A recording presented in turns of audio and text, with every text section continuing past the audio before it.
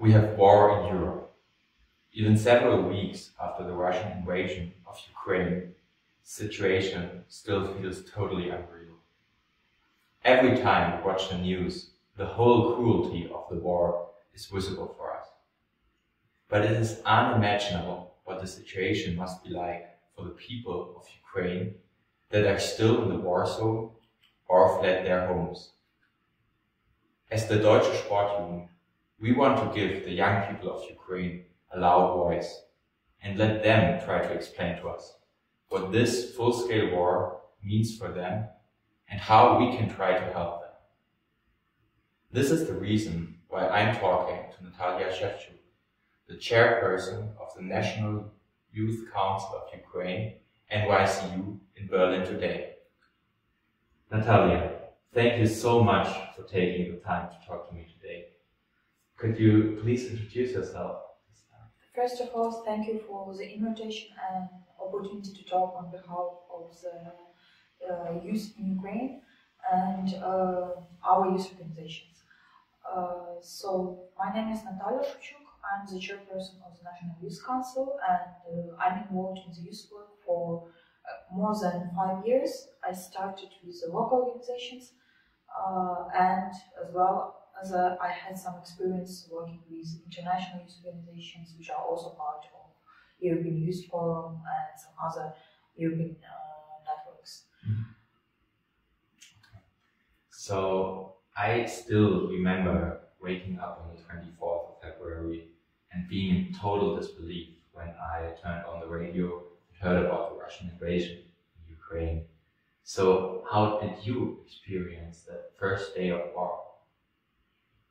Actually, if we talk about Russian invasion, this was in the news for over past 2 months, and especially Western media talked a lot that what is the probability that it will happen.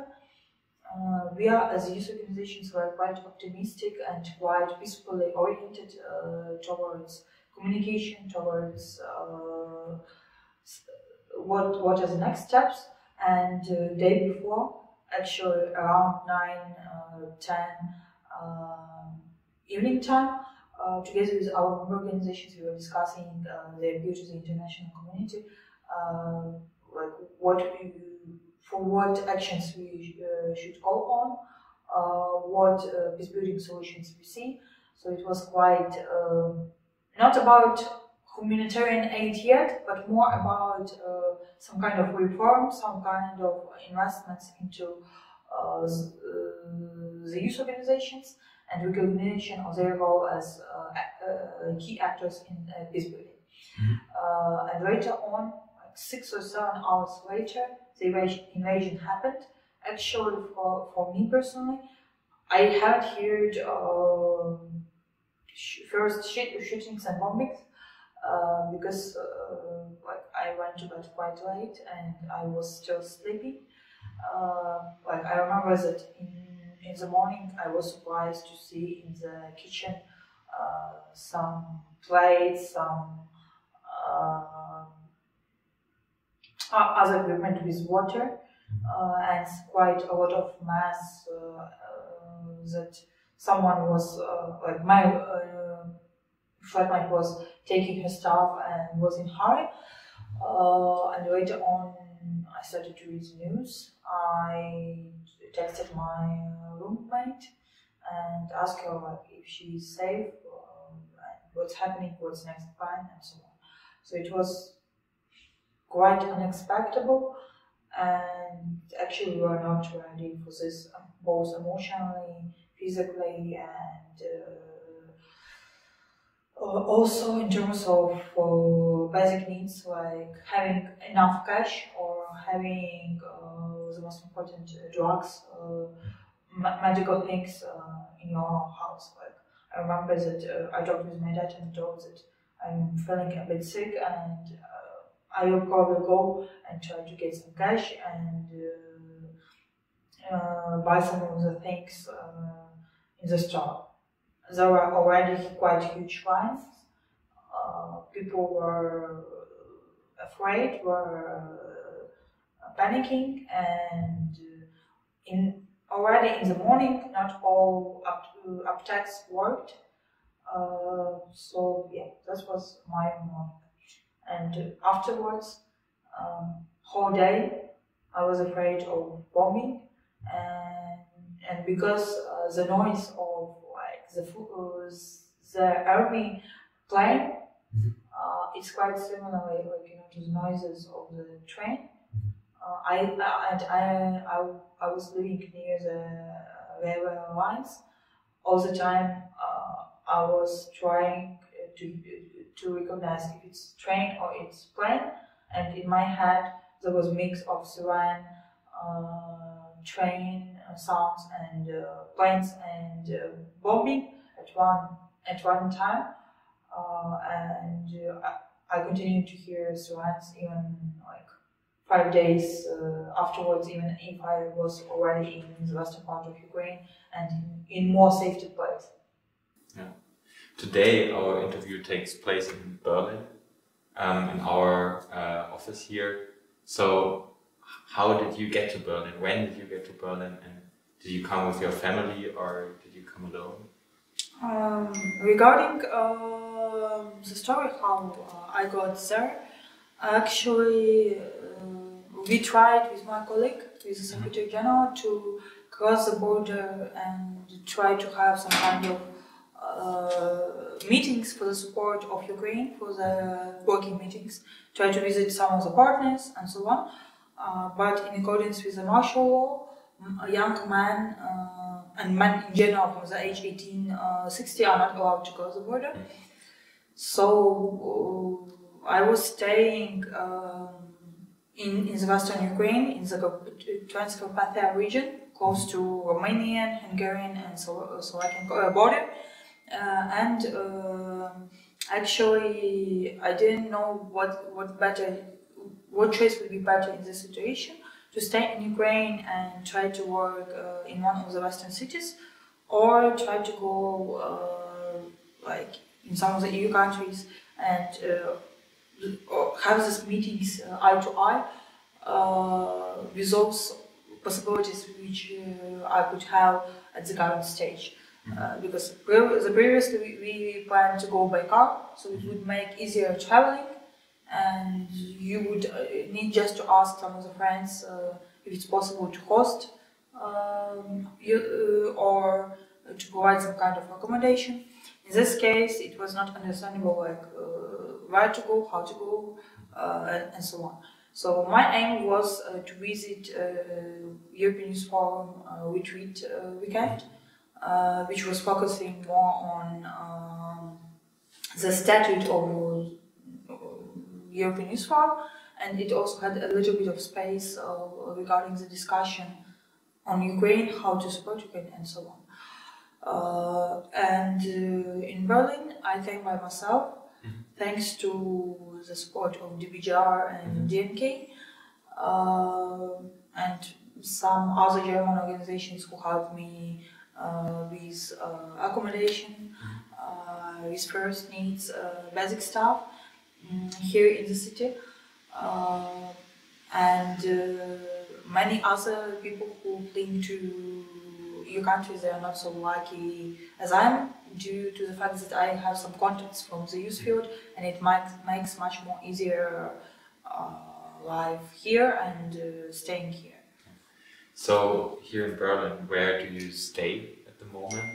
And what is your plan for the coming weeks and months? Do you have any plans, or? I'm staying with, let's say, I was honored and welcomed by one of the DBGR member organizations and by the DBGR leadership, who supported me within finding accommodation.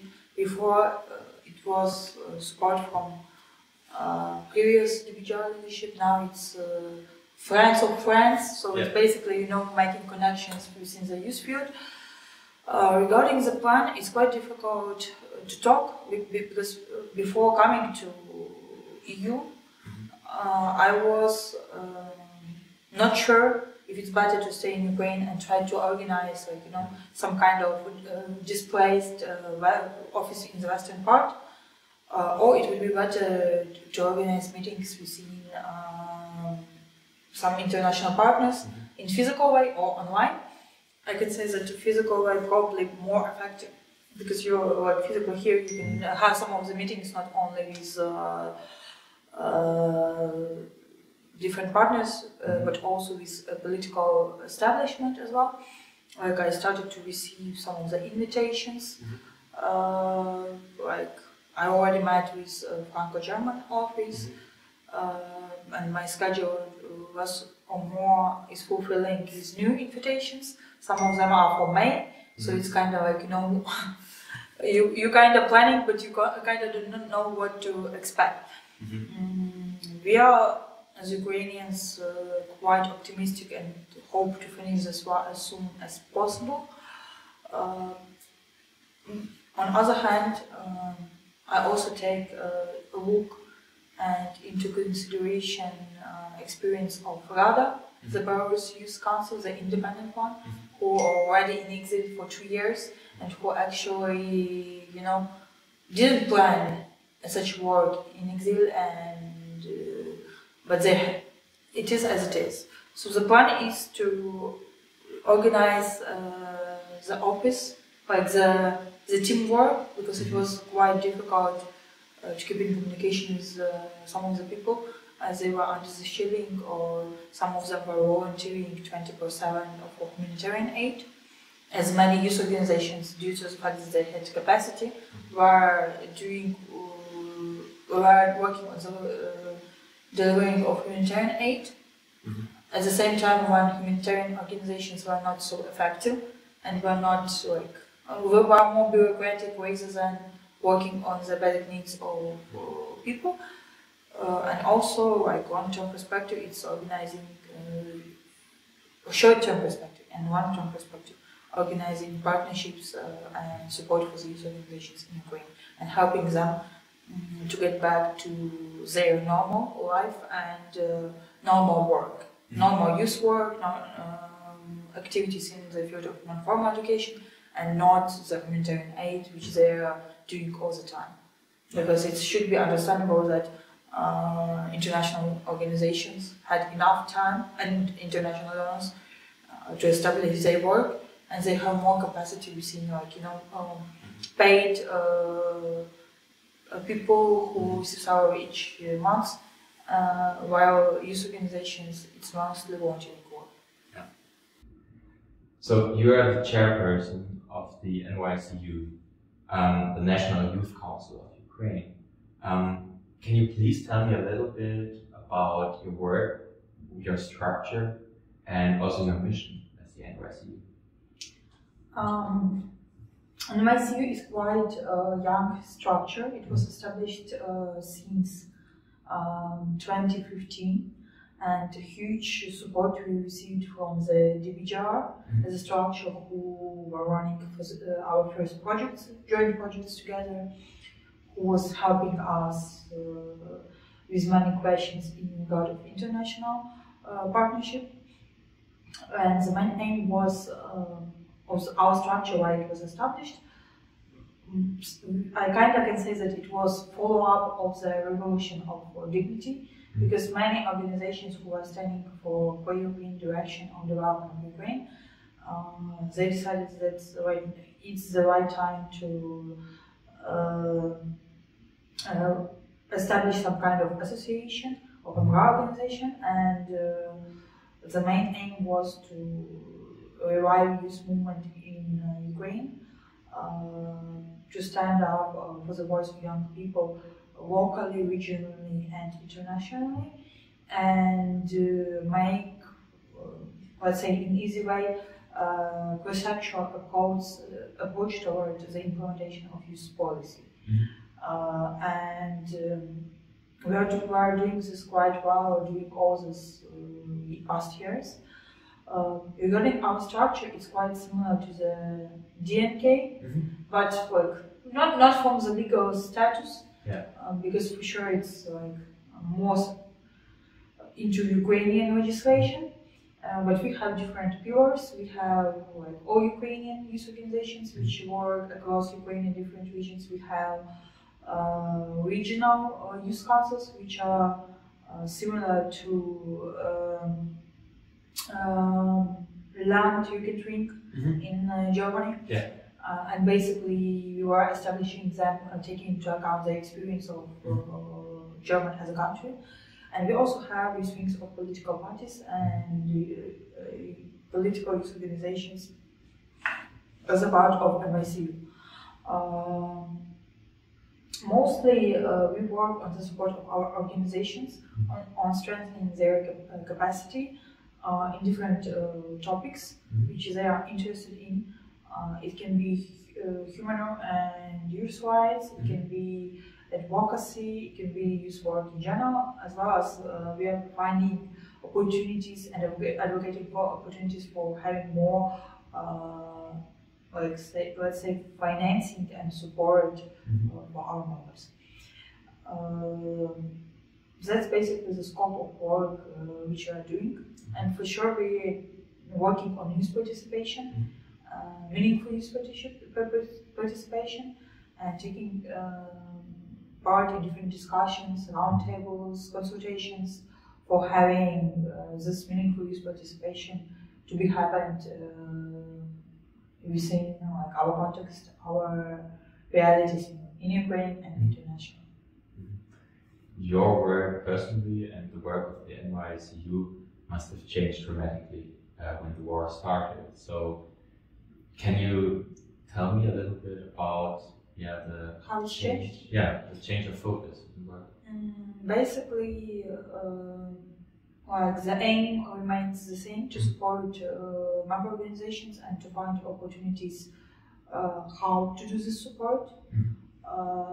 Because when the war started, many youth organizations had enough capacity and strength to in a very short period of time organize humanitarian aid support, as well as support for our army in terms of military equipment and so on. It may sound funny, but actually the civil society sector took the responsibility and started to organize all this process. While many international humanitarian aid organizations and UN structures, they were putting the main priority to organize safe relocation of their members. They were basically paralyzed and were not working for the first 2 weeks, I guess. And our members, they worked a lot on receiving and hosting internally displaced people coming from not safe parts of Ukraine. They supported a lot with establishing temporary shelters, with establishing channels of safe security trips to abroad, and supporting young people or people in general there. And in terms of our work, it's still really challenging because most of our team is basically representatives of different organizations. We are all across Ukraine. At least before the war time, we were in one place and we could have physical meetings and somehow plan and organize our work. Right now it's a bit more challenging because some of the people still in not safe conditions, not safe place, and from the human point of view, from the human point of this problem, when you're talking about the work which is voluntary based, it's quite difficult to ask people who are not in safe place, to have some amendments to the documents, even if it's important, or to take part in some of the online meetings if you know that their phone might not be charged, and it's more important for them to keep communication with their parents or family members and so on. and also taking into account that I'm abroad and in safest place they are. So basically, right now our focus is to organize safe, less safe work and communication within our team, and afterwards next steps to continue communicate and advocate for the support of youth organizations, because like all this time like this we were not so active due to different circumstances, and now this like support within partnerships of humanitarian aid is quite needed, as the previous resources are almost finished, and most of the volunteers, both in Ukraine and both abroad, they become more and more exhausted of this marathon. So hopefully NYC will have enough strength and enough international support to help them run this marathon. Yeah. So since the war started, millions of Ukrainians fled the country, fled to other European countries, a lot of them to Germany. So is your focus of work more on these refugees or on the young people that are still in Ukraine? Basically, as a platform, we represent youth organizations, basically meaning organized youth. Yeah. And in terms of capacity and resources, the most important thing is to save people with whom we are working directly, and who are working with their target groups and the local communities. Like on our own, we don't have like such huge capacity and resources to cover like all young people who flee from Ukraine. And moreover, if you talk about like young people here who are already in EU countries, less or more they have the points where they can refer to and ask for some kind of support, financial or support with contacts or legal assistance, and it's much more easier to organize, because if you receive information like, okay, we have 2 or 3 people from NYC members or just young people in one city or in another, it's easier just to find contacts of youth organizations and put them together, so the local organization here abroad can help to those young people who came. In regard of young people who are left in Ukraine, most of them are volunteering 20% for internally displaced people, for humanitarian aid, to deliver it to the from the beginning point of this point to the final destination point. It takes a lot of resources. Most of them are volunteering, so it means no paid job at all. And at the same time, many activists who would receive some kind of financing for their life through the projects, like international donors projects, or through organizing trainings and working as experts. Right now, there is no opportunity to conduct the usual youth work or non-formal education, or to conduct usual projects. Because many projects are oriented on the support of shelters, internally displaced people, mental health support, and so on. This means that those activists who left in Ukraine, some of them might be very soon in struggle of how to pay food utilities, how to buy food, and so on. So we also need to think about them, not only about those ones who are already in secure place. Also, we have some temporarily occupied territories. Luhansk and Donetsk region, it's one question. Another question, those territories which are under the shooting and open fire. There's also some of the activists. Some of them might be kidnapped. I'm not talking about just NYCU members, but in general about civil society actors. And we need to bring into attention of international community that those who are openly pro-European, they are in the case of connection to Russian troops, to the occupation, to the front line of the fight. There are those ones who might be kidnapped first and killed first due to their pro-Ukrainian, pro-European position. So, just to summarize, in our case, NVCU focuses more on our youth organizations, members, and young people with whom they work. Like how we can assist them, how we can support them, and we don't put so much focus only on those ones who are refugees. Yeah. For sure, we already have a plan with our international partners, national youth councils, to advocate for more financing for these organizations, to advocate for better conditions for education and for opportunity to continue education in EU. But it's not only the focus of supporting the refugees and that's it. Yeah. So you cooperate with so many other youth organizations in other countries. So was there any cooperation or contact to youth organizations in Russia itself? And how did that probably change because of the war? Our colleagues from Black Sea region, from the initiative of the National Youth Council of Romania as well, we were organizing probably several days before meeting on the discussion of the situation in each of the countries and in the region in general.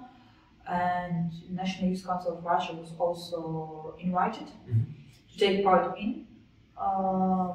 And we were informed that okay, we should, as a youth sector, we should step forward and give place for peace building, for some kind of dialogue. But the Russian Youth Council didn't come to this meeting and didn't have any other communication. And firstly, we were discussing like what approach should be taken within international umbrellas, like European Youth Forum as well. Like should the Russian Youth Council have voice that or no? Why we should have a place for the dialogue? And my CU official position of our board was to dismiss National Youth Council of Russia. At the current stage, the board of European Youth Forum took the decision to dismiss the voting rights, but not to stop their membership. And it's quite pity to say, but like propaganda is also in the Putin's propaganda is also in the youth field, in the voices of young people who are coming from Russia, and like you can see public channels in Instagram or Facebook. They say one thing, another you can see in Telegram channels, which is more oriented for their members. And I was quite surprised to read messages stating basically clear Putin's propaganda, but in another words, and signing that it's supported by the board or by the members of Russian Youth Council.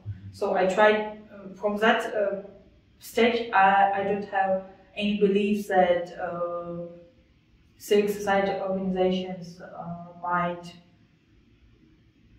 might have opportunity to establish contact with us. If they wanted to do that, they had enough time. Those ones who wanted to say that we are against the war, they could do that. But as the situation shows, later on we also saw on official channels that they support this anniversary of 8 years of annexation of Crimea. Crimea came back to the family of Russia, and it's like, okay, the Russian Youth Council was silent for 8 years, and just because of waiting for the moment that started to continue propaganda this way. I want to come back to the many young people that are in other European countries, for example in Germany right now, and the many challenges that they have to get to. They might need mental health assistance after coming from a war zone. There's a language barrier for many, and there are so many other problems. From your personal perspective, what are the biggest problems for these young people that are in other European countries now, and what can be done to help them with these challenges? I would divide the needs of young people with concrete groups, because there are different groups. There are some young people who are doing their solidarity programs, and typically the solidarity program is for 12 months, and for those who had the solidarity program for 12 months, this means that they were mostly volunteering and receiving basic financing for their life from the solidarity program. The problem like how they continue their lives, how they go back home, or they're staying in EU, and it would be great to have a clear understanding that there will be approach towards them, that EU would support the chance for them to stay in EU and go on with their volunteering. There is another question of students who were studying on private programs, like so their parents mostly were paying for them for their education. That's a question like how they can continue education, because many things and processes are stopped in Ukraine, and people don't have this financial capacity, to function as they used to do before the war. So that's the question like how these young people can stay also and continue their education, especially for those who are in the final years of education, because basically the process of education stopped.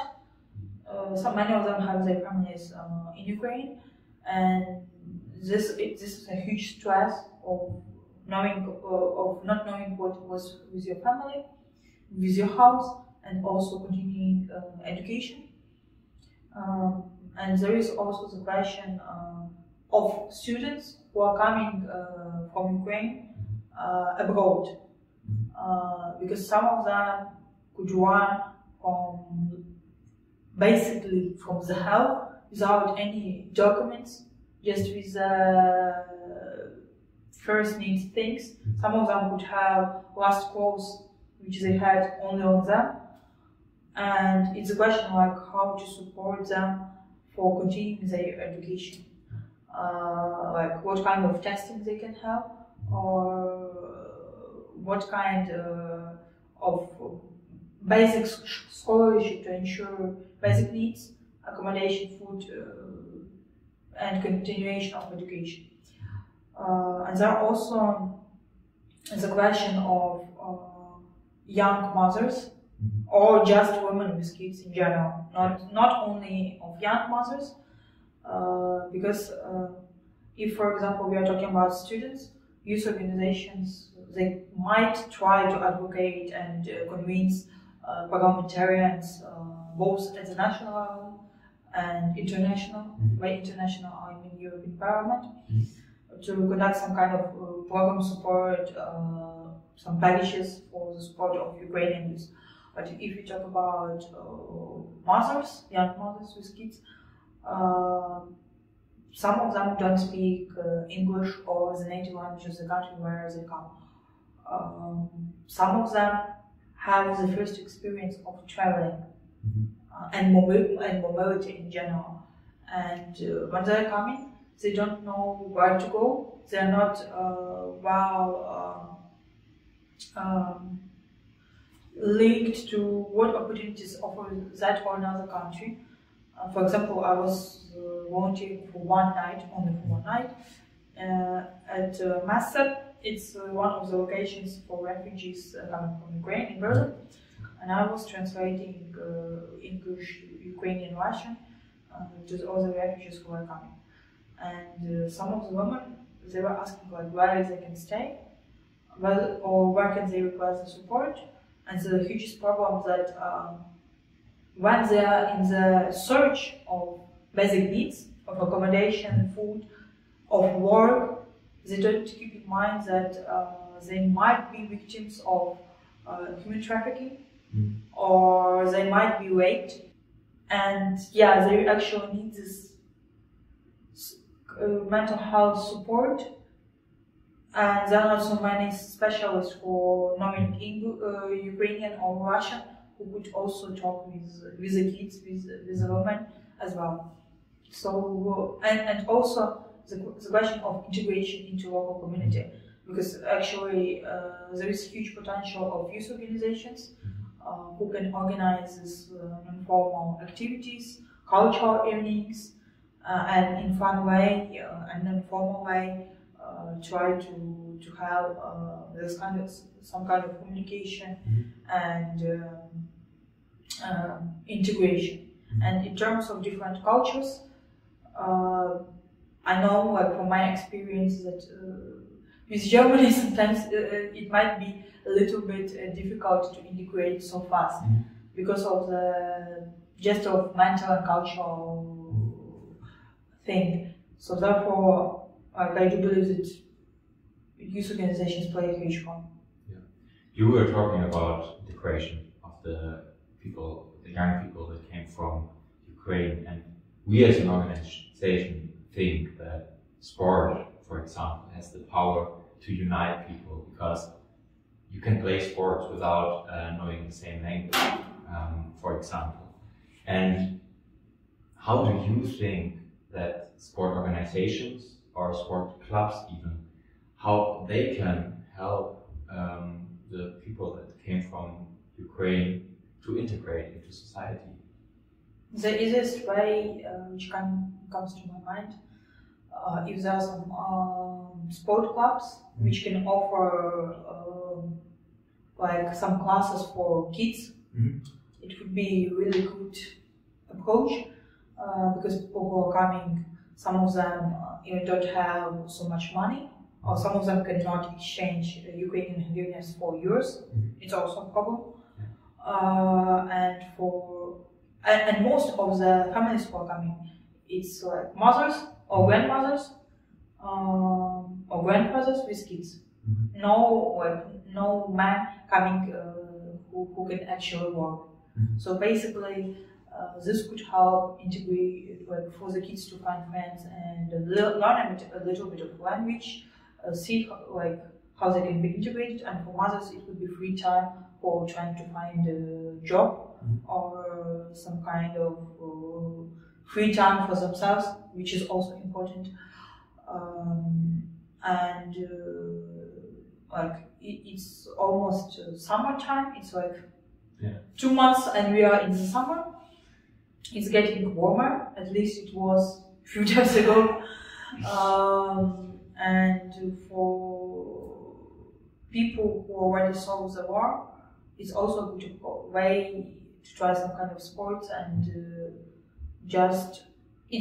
in my opinion, it's another way of mental health support for some kind of people who are into this.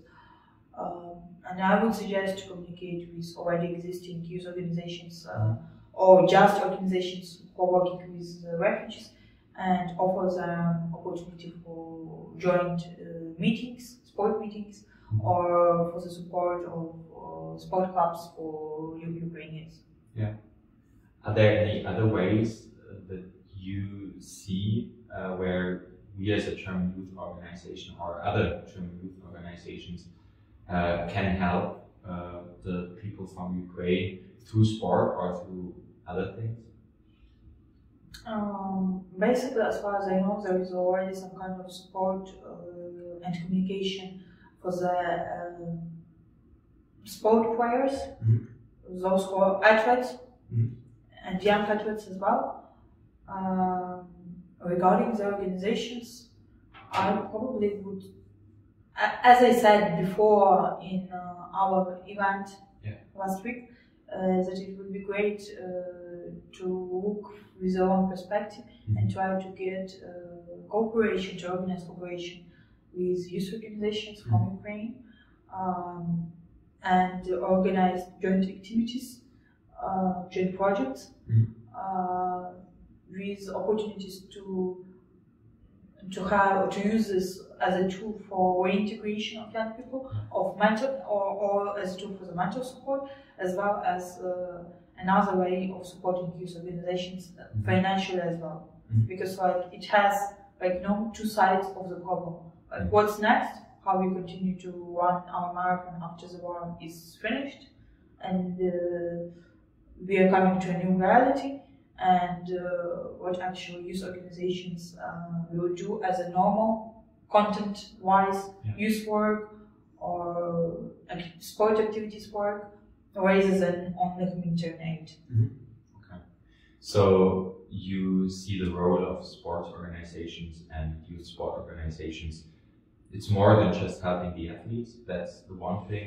But there's also because actually, as I talked also in our small chat talks, that in Ukraine we don't have sport youth lead organizations, and probably like everywhere it has minuses of losing lives, but it also might have a positive side of establishing new basis for new architecture of democratic processes, or of new projects and so on.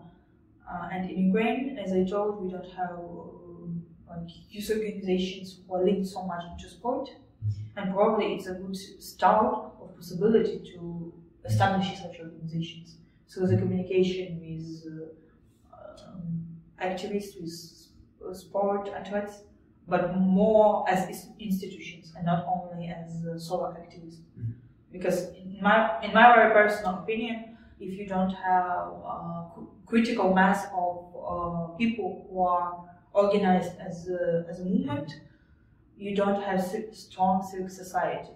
And without a strong civic society, it's difficult to watch and follow up any reforms, any developments, and to conduct new projects in general. Natalia, thank you so much for taking the time to answer all my questions, and that you gave us such a great insight into what's happening in Ukraine and your amazing work that you and the NYCU are doing at the moment. Is there anything you want to add? Anything else you want to say to end the interview? Yes, it will be not linked so much to the youth work. Like over past months, I had a lot of thinking how we actually can help as NYCU, as an international community, and it's one point. It's should be keep in mind that we have a concrete mandate within which we are acting and whom we can support. Even me being the chairperson of the National Youth Council, I should keep in mind that I'm working for our target group, and my goal is to help them first, and on the other hand, when I have free time and capacity, to help others who are in need. Another point, which probably more as a bill or as a goal to international donors, partners, just activists, that war is really close to you. It's closer than you can expect, and everything what happens in Ukraine, it's not only the war in Ukraine. It's already had impact on international economics, on food and supplies chains, both in Africa, less developed countries, and both within the global market. And even if we have some kind of formats like grade 7, grade 20, some kind of high-level political forums, no matter what kind of forum it is, if you do not push for the topic of Ukraine, if you don't push for the security topic, for the question how to include opinions of young people coming from Ukraine or from other neighborhood countries. All great documents and consultations that you put on paper, it's only, let's say, not manipulation, but just a great way to show that you're doing something. But it's far away from the implementation part. It's probably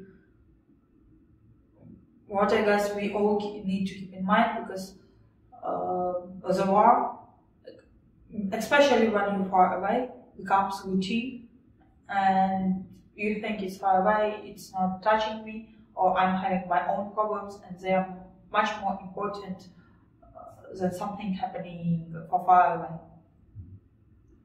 Natalia, I'm so grateful that I had the opportunity to talk to you today in length about Ukraine, about the situation of the young people from Ukraine, and everything that's happening in the world today.